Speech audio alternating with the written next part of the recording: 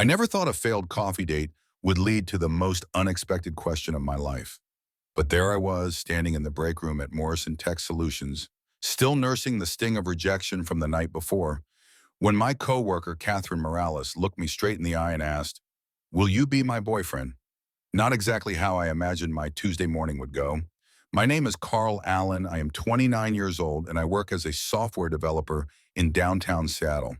Up until that moment, my biggest concern was whether the vending machine would finally accept my crumpled dollar bill. Catherine stood there waiting for an answer, her dark eyes serious behind her wire-rimmed glasses, her usually perfect black hair slightly disheveled from what I assumed was a stressful morning. She wore her standard business attire, a navy blazer and matching skirt, but something about her posture suggested this was not a standard business conversation. Before we see how this ends, tell us where you are watching from and hype this video in the comments. This story gets wild and I need to know you are ready for it. Let me back up and explain how we got here.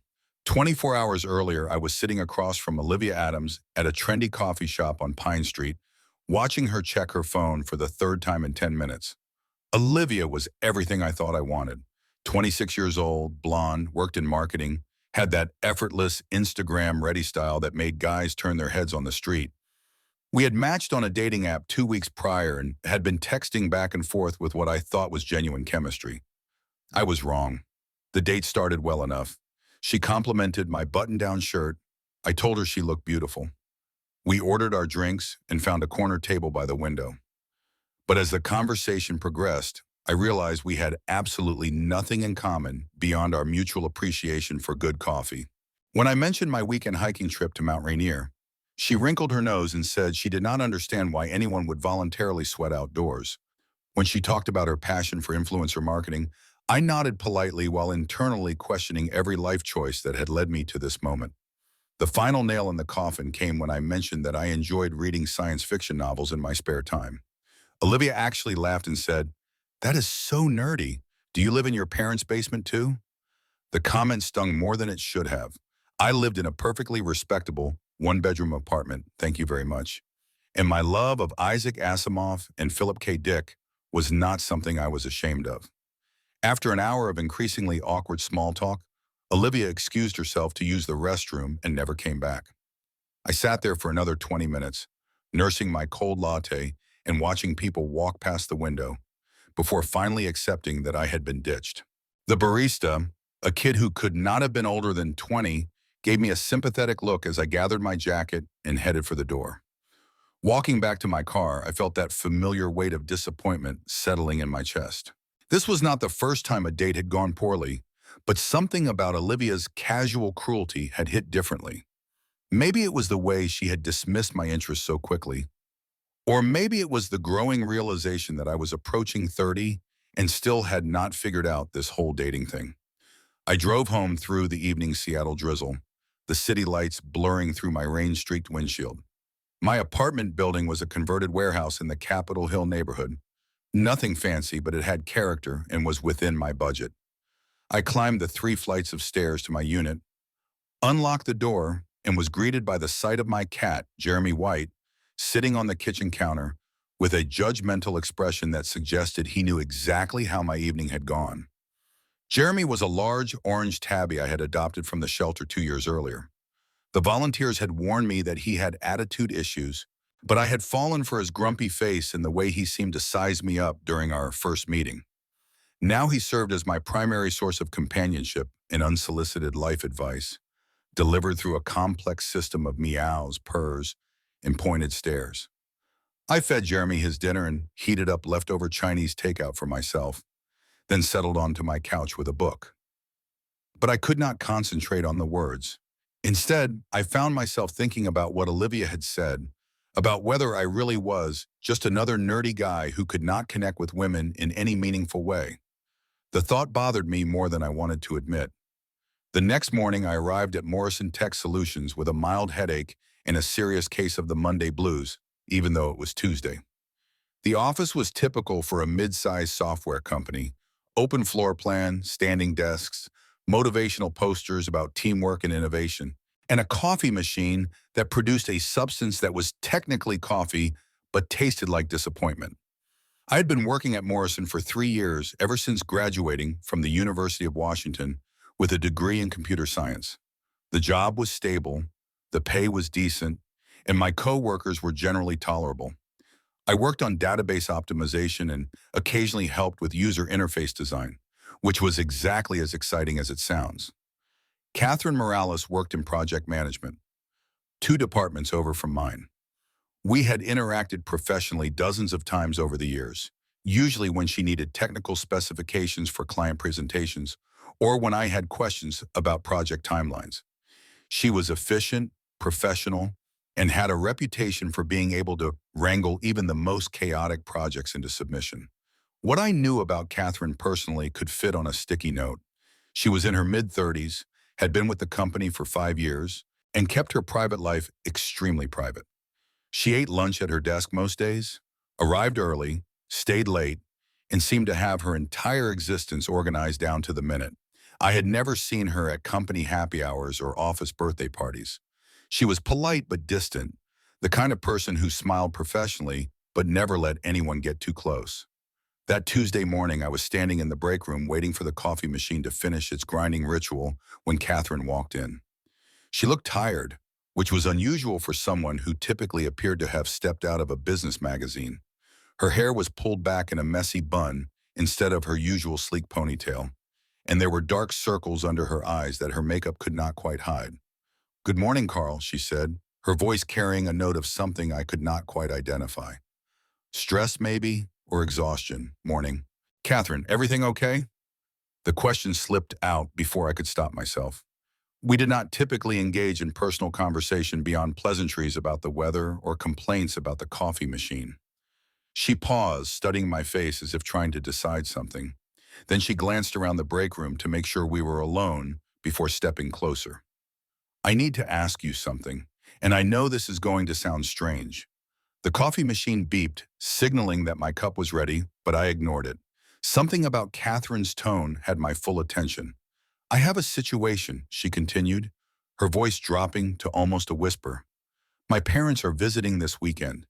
They are driving up from Portland, and they have been asking about my personal life. Specifically, they have been asking about whether I am seeing anyone." I nodded, not sure where this was going, but sensing that it was important. "I may have told them that I have a boyfriend," Catherine said, the words coming out in a rush. "I know that sounds ridiculous, but they have been so worried about me since my divorce, and they keep trying to set me up with sons of their friends, and I just wanted them to stop. So I told them I was dating someone." The divorce was news to me. I had not even known Catherine had been married, which said something about how little we actually knew about each other, despite working in the same building for 3 years. "The problem is," she continued, "they want to meet him. This weekend, they are expecting to have dinner with me and my boyfriend.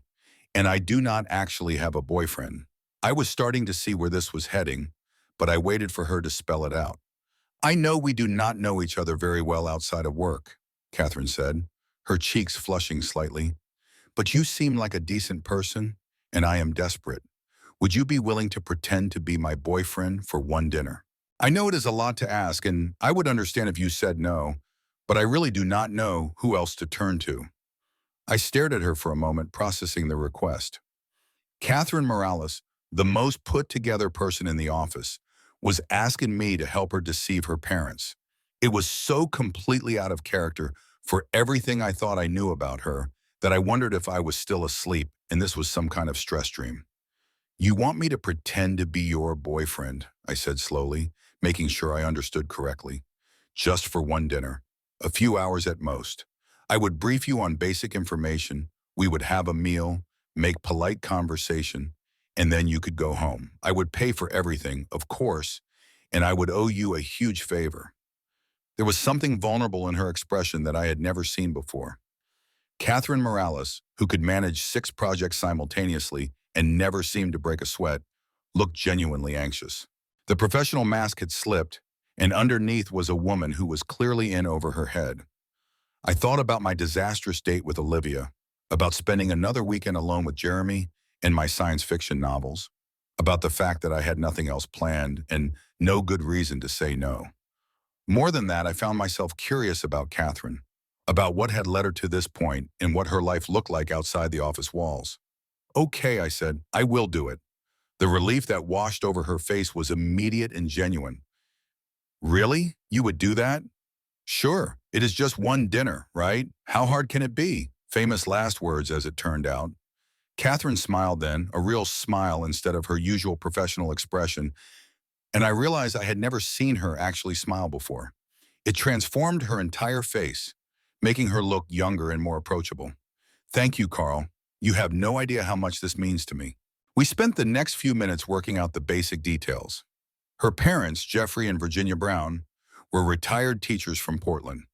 They had been married for 35 years and were what Catherine described as aggressively wholesome. The dinner was planned for Saturday evening at Catherine's apartment. She would cook, which she assured me she was capable of despite evidence to the contrary in the form of her daily lunch of protein bars and energy drinks. The rest of the week passed in a blur of preparation and growing anxiety.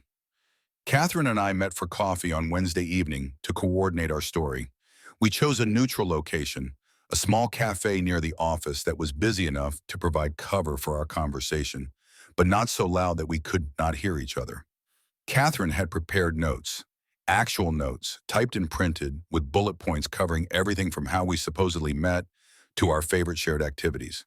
She approached fake dating with the same methodical precision she brought to project management, which was both impressive and slightly terrifying.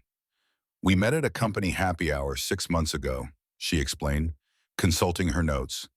You spilled wine on my dress, and you were so apologetic that I agreed to let you pay for the dry cleaning.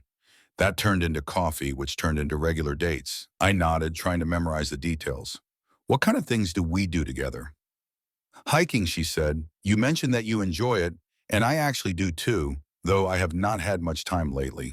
We also cook together sometimes, watch movies, the usual couple stuff.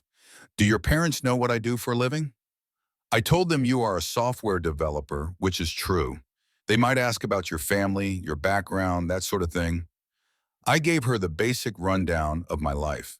Parents divorced when I was 12, lived with my mom in Spokane until college. No siblings, no major drama or interesting stories. Catherine took notes, which made me feel like I was being interviewed for a job I was not sure I wanted. What about you, I asked. What should I know about your family? Catherine hesitated, and I could see her debating how much to share. My parents are good people, she said finally. They worry about me. They think I work too much and do not have enough of a social life, which is probably true. They were devastated when my marriage ended 2 years ago, and they have been trying to fix me ever since. What happened? I asked gently. With your marriage, I mean. You do not have to tell me if you do not want to. She was quiet for a long moment, staring into her coffee cup. His name was Paul Rivera. We met in college, dated for 4 years, got married right after graduation. He was ambitious, driven, wanted to climb the corporate ladder as fast as possible. I thought I wanted the same thing. She paused, choosing her words carefully. The problem was that Paul saw our marriage as another item on his checklist. Get degree, check. Get job, check. Get married, check. Have kids, check. Except I was not ready for kids, and I was not ready to sacrifice my career to support his. We started fighting about everything. Money, time, priorities, what we wanted our life to look like. I could hear the pain in her voice, even though she was trying to keep it matter of fact. The final straw was when he accepted a job transfer to Los Angeles without consulting me. He just assumed I would quit my job and follow him. When I said no, he accused me of not being committed to our marriage. The irony was that I was the one trying to save it. I am sorry, I said and meant it. Catherine shrugged, but I could see the gesture cost her. It is what it is. The divorce was finalized 18 months ago, and I have been focused on work ever since. My parents keep asking when I am going to start dating again, and I keep telling them I am not ready. The fake boyfriend seemed easier than explaining that I am not sure I believe in marriage anymore. We spent another hour going over details and potential conversation topics. Catherine was thorough to the point of obsession, anticipating questions I would never have thought of, and preparing responses for scenarios that seemed unlikely at best. By the time we parted ways, I felt like I was preparing for a performance rather than a dinner. Saturday arrived with typical Seattle weather. overcast skies and the threat of rain. I spent the morning cleaning my apartment, even though no one was coming over, and trying to decide what to wear. Catherine had specified business casual, which I interpreted as khakis and a button-down shirt. I wanted to look like someone a successful project manager might realistically date, which meant avoiding my usual weekend uniform of jeans and a t-shirt. Catherine's apartment was in a converted loft building in the Belltown neighborhood, significantly nicer than my place, and decorated with the kind of minimalist sophistication I associated with home design magazines. Everything was clean lines and neutral colors, with carefully chosen artwork and plants that looked healthy and well-maintained. It was beautiful but felt more like a showroom than a home. I arrived at 5:30, 30 minutes before her parents were due. Catherine answered the door wearing a blue dress that brought out her eyes and made her look softer than her usual business attire. Her hair was down, falling in gentle waves around her shoulders, and she had traded her wire-rimmed glasses for contact lenses. The transformation was striking. "You look nice," I said, and immediately felt awkward for commenting. "Thank you. You clean up well yourself." She led me into the kitchen where something that smelled amazing was simmering on the stove. I had expected frozen dinners or takeout, given her usual lunch habits, but Catherine had apparently been hiding serious cooking skills. "I made chicken marsala," she explained, stirring a pan of mushrooms and sauce. "It was my grandmother's recipe. I figured it was safe, familiar comfort food that would not offend anyone. It smells incredible. I had no idea you could cook." Catherine smiled, the same genuine expression I had seen in the break room. "There are a lot of things you do not know about me, Carl. I tend to keep my personal and professional lives very separate." Before I could respond, the doorbell rang.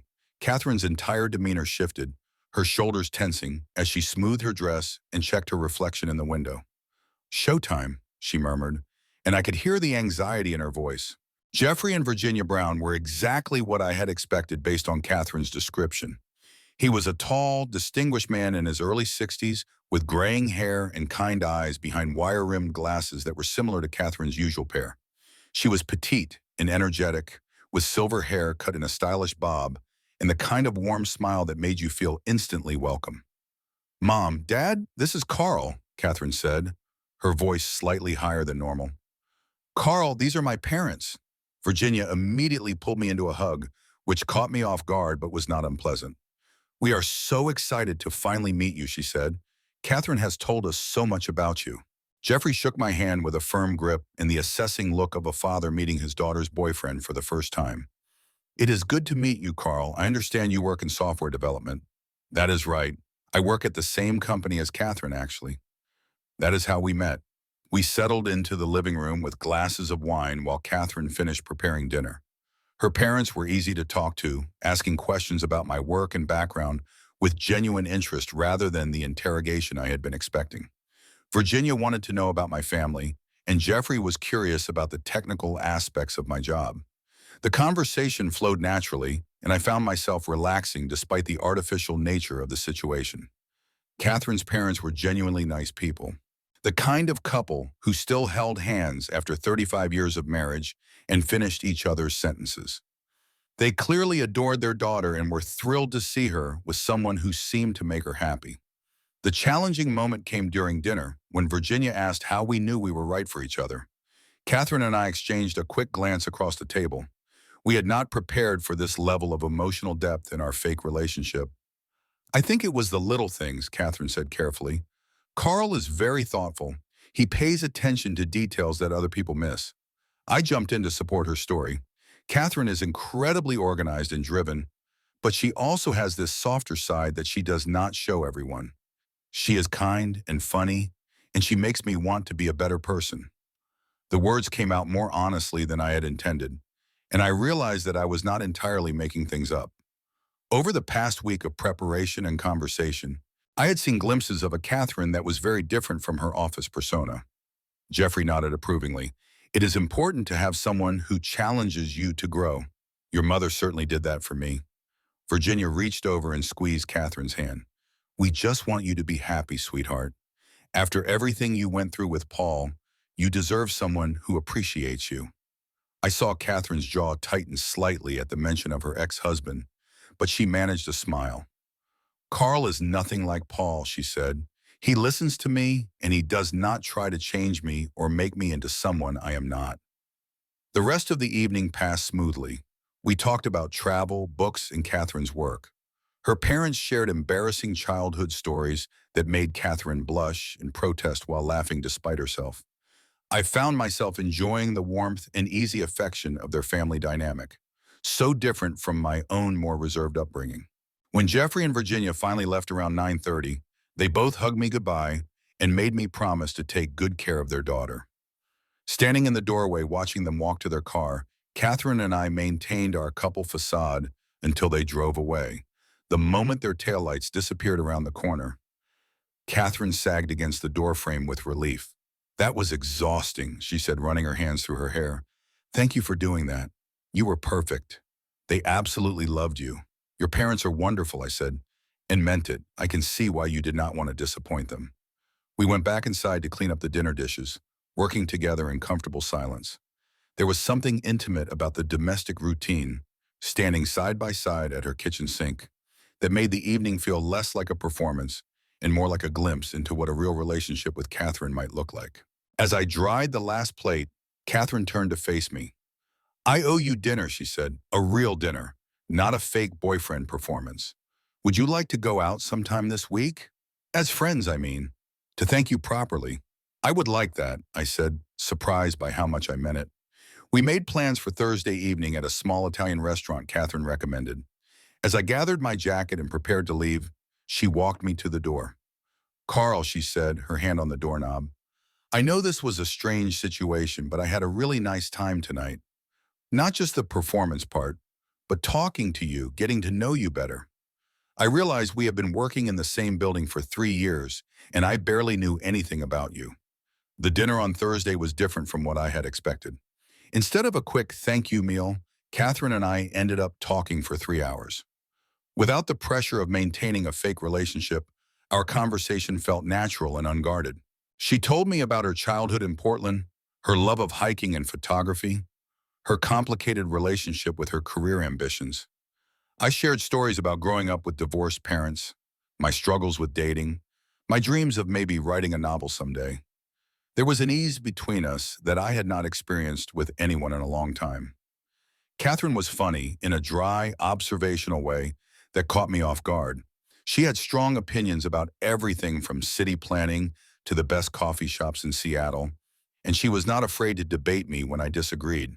It was refreshing after years of dates with women who seemed more interested in being agreeable than being genuine.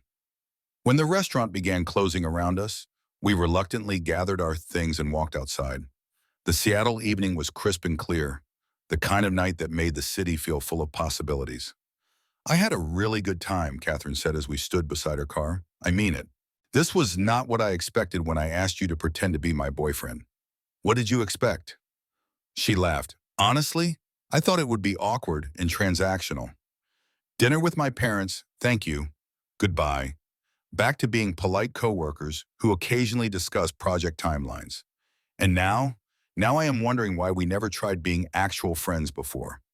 Over the next few weeks, Catherine and I began spending time together outside of work.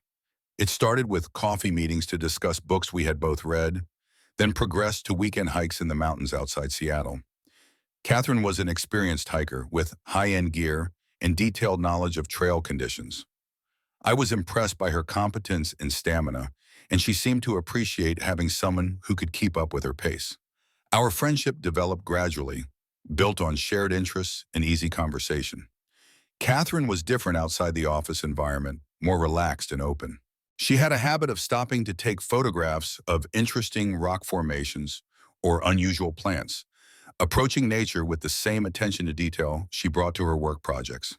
One Saturday in late October, we hiked to a viewpoint overlooking Mount Rainier. The autumn colors were spectacular, and Catherine spent 20 minutes adjusting her camera settings to capture the perfect shot of the mountain framed by golden maple leaves. "You are really good at this," I said, watching her work. "Photography has always been my escape," she explained, checking the image on her camera's display. "When I was married, Paul thought it was a waste of time. He said I should focus on hobbies that could advance my career or make us money." "That sounds like Paul was an idiot." Catherine looked up from her camera, surprised by my bluntness. That is not very nice. Sometimes the truth is not very nice. She was quiet for a moment, considering this. You know what? You are right. Paul was an idiot about a lot of things.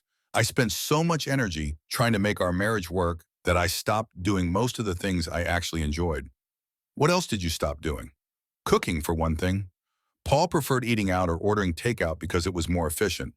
I used to love experimenting with new recipes, but he made me feel like it was a waste of time. The chicken marsala you made for your parents was incredible. Catherine smiled. That was the first time I had made that recipe in 3 years. It felt good to cook something meaningful again. As November arrived, bringing shorter days and the constant drizzle that defines Seattle winters, Catherine and I settled into a comfortable routine. We had coffee together most mornings before work, ate lunch together when our schedules allowed, and spent most weekends exploring different neighborhoods or hiking trails. Our coworkers began to notice that we were spending time together, but we deflected questions with vague comments about being friends. The shift from friendship to something deeper happened gradually, so slowly that I almost did not notice it at first. Catherine began texting me funny observations throughout the day, sharing inside jokes and random thoughts that made me smile during boring meetings. When she got sick with the flu in mid-November, I brought her soup and stayed to watch movies with her, even though she protested that she looked terrible and might be contagious. The evening that changed everything started like any other. Catherine had invited me over for dinner, claiming she wanted to try a new recipe for beef stew. I arrived at her apartment to find her in the kitchen, stirring a pot that smelled like heaven and looked like she had been cooking all day. This smells amazing, I said, hanging my jacket in her closet. How long have you been working on this? Since noon, she admitted. I may have gotten a little carried away. I made bread too, and there is a chocolate cake in the oven. Catherine Morales, did you spend your entire Saturday cooking for me? She blushed, focusing intently on the stew. I wanted to try the recipe, and it makes a lot of food. I figured you could take some home for the week. We ate dinner by candlelight, not because it was romantic, but because Catherine had forgotten to replace a burned-out bulb in her dining room fixture. The stew was perfect, rich and hearty, and the homemade bread was better than anything I had ever tasted. We talked about work, books, our plans for Thanksgiving, the usual comfortable topics that had become our standard conversation. But something felt different that night. Maybe it was the intimate lighting, or maybe it was the way Catherine had gone to so much effort to make a special meal. But I found myself really looking at her in a way I had been avoiding for weeks.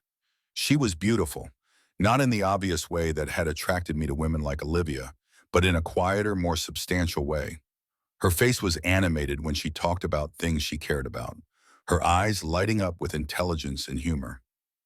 When we finished eating, we moved to the couch with glasses of wine and the chocolate cake, which was as good as everything else she had made. Catherine curled up in the corner of the sofa, her legs tucked under her, looking more relaxed than I had ever seen her. Can I ask you something, she said, her voice softer than usual. Of course. Do you ever wonder what would have happened if we had met under different circumstances? If I had not been desperate and asked you to fake date me? I considered the question. Honestly, I think we would have continued being polite coworkers who occasionally discuss project deadlines. I never would have had the courage to ask you out. Why not? Because you are Catherine Morales. You are successful and put together and intimidating as hell. I am just a software developer who reads science fiction and has a cat named Jeremy. Catherine laughed. You think I am intimidating? Terrifyingly so. Carl, she said, setting down her wine glass and turning to face me fully. I have something to confess. I waited, suddenly nervous about what she might say. The reason I asked you to pretend to be my boyfriend was not just because I was desperate, she said. I had been watching you for months before that. You were always kind to people, even when they were being difficult. You helped Betty Hall with her computer problems, even though it was not your job. You remembered Jeffrey Smith's birthday and brought him coffee when he was having a rough day after his father's surgery. You were just genuinely nice, and that is not something you see very often. I did not know what to say to that. When Olivia Adams rejected you that night, I wanted to find her and tell her she was an idiot for not seeing what an amazing person you are. You knew about the date with Olivia? Catherine nodded. The whole office knew. Betty saw you two at the coffee shop and mentioned it the next day. When you came in looking like someone had kicked your dog, we all figured it had not gone well. I felt my face heating up with embarrassment. Great, so my dating disasters are office entertainment now. No, Catherine said quickly. It was not like that. People were genuinely concerned about you. You are well liked, Carl, more than you realize. We sat in silence for a moment, processing this revelation. The candles flickered in the draft from her heating system, casting dancing shadows on the walls. Catherine, I said finally, can I ask you something now? She nodded. That night when you asked me to be your fake boyfriend, was there any part of you that was hoping it might become real? She was quiet for so long that I started to think I had overstepped.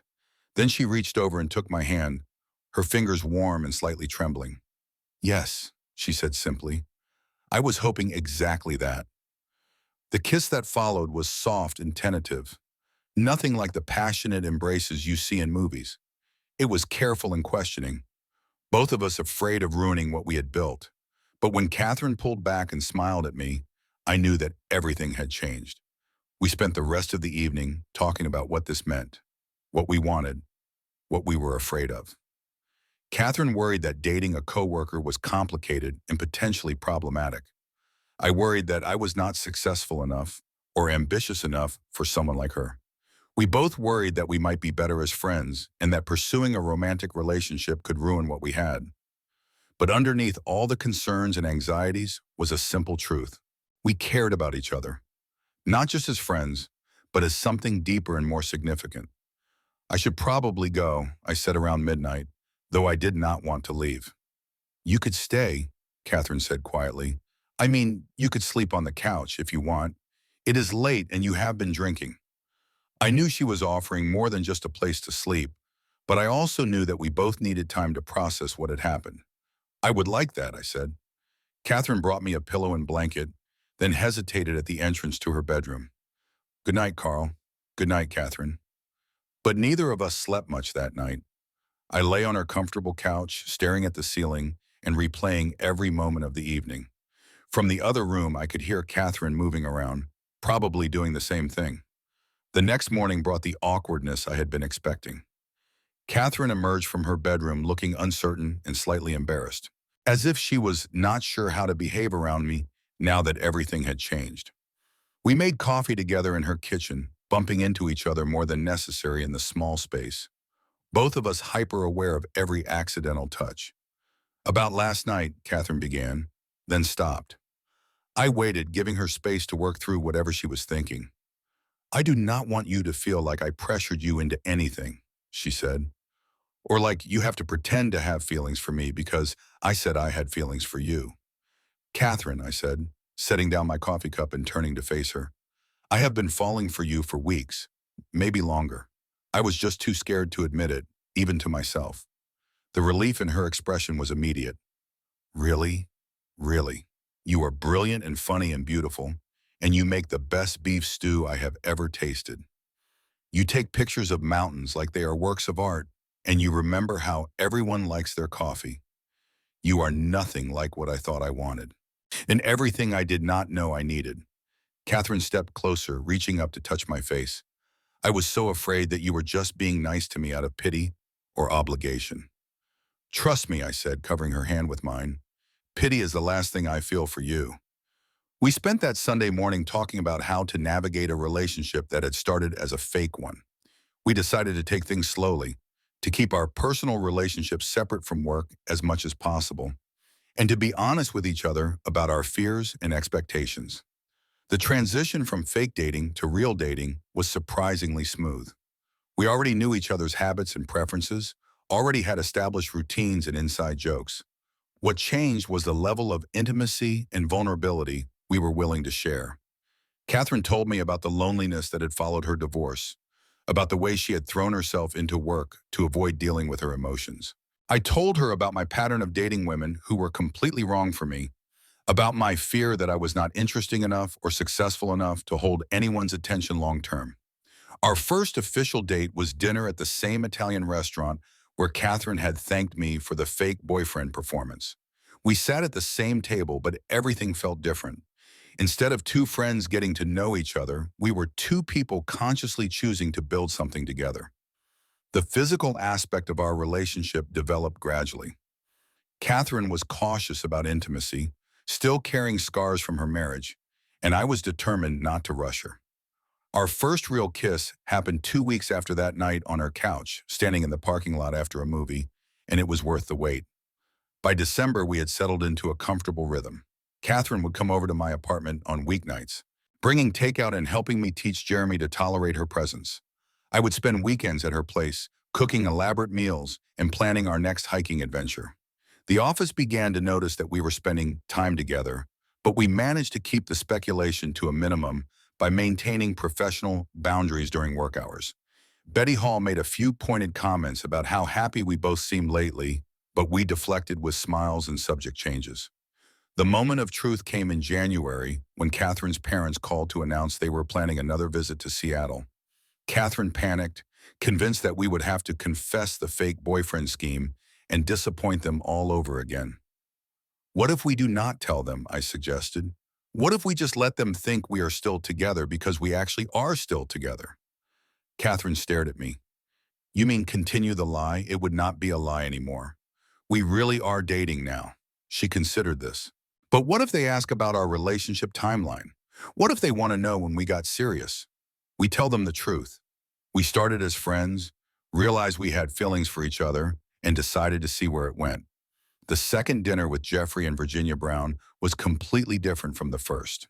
Instead of a nervous performance, it was a genuine introduction of their daughter's boyfriend. They were delighted to see us again and thrilled that their daughter had found someone who made her so obviously happy. Virginia pulled me aside while Catherine and Jeffrey were discussing something in the kitchen. "I want to thank you," she said quietly. "I have not seen Catherine this relaxed and content in years. Whatever you are doing, keep doing it. I am not doing anything special," I said. "I am just trying to be worthy of her." "That is exactly what I mean," Virginia said with a smile. 6 months later, Catherine and I moved in together. We chose a new apartment, neutral territory that belonged to both of us rather than trying to merge our separate lives into one of our existing spaces. Jeremy adapted to the change with typical feline dignity, accepting Catherine's presence as long as she continued to provide high-quality cat treats and did not rearrange his favorite sleeping spots. Our relationship was not perfect. Catherine still worked too much and had trouble delegating responsibility. I still struggled with self-doubt and had a tendency to avoid difficult conversations. But we had learned to communicate honestly about our problems and to support each other through the challenging moments. The fake boyfriend scheme had become a running joke between us, a story we told at parties about how we met. People always laughed at the absurdity of it, the idea that two people could fall in love while pretending to be in love. But I think they missed the point. Catherine and I did not fall in love because we were pretending to be a couple. We fell in love because the pretense gave us permission to see each other as we really were, without the barriers and assumptions that had kept us strangers despite working in the same building for 3 years.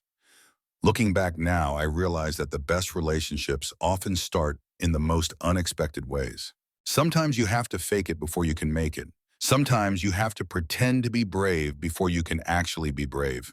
And sometimes the person you are meant to be with is standing right in front of you, asking if you will be their boyfriend, even if it is just for one dinner with their parents. If you believe in second chances and unexpected love stories, hit that like button and subscribe for more real-life romance. Tell me in the comments where you are watching from and whether you have ever had to fake a relationship that became real. And remember, love does not always look the way you expect it to, but when you find it, it is worth every awkward moment and nervous conversation that got you there. Catherine and I are still together, still hiking mountains and cooking elaborate meals and navigating the beautiful complexity of building a life with someone who sees you exactly as you are and chooses you anyway. It turns out that the best boyfriend I ever pretended to be was just practice for the real thing.